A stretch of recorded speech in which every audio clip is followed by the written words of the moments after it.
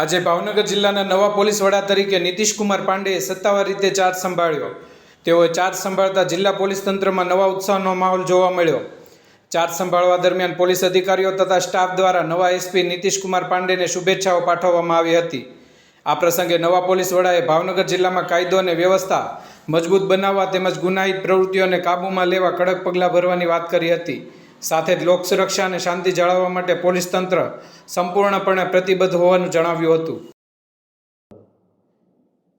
આજરોજ એસપી ભાવનગર તરીકે હું નીતિશ પાંડે ચાર્જ સંભાળી લીધું છે અને અમારા આવતા દિવસોમાં કાયદા વ્યવસ્થા જળવાઈ રહે અને ક્રાઇમ જે છે એ કંટ્રોલમાં રહે એના માટે અમારી જે છે અને પોલીસની અમારી મહેનત રહેશે અને એના હિસાબથી જે પણ કાર્યક્રમ છે અમે કરશું।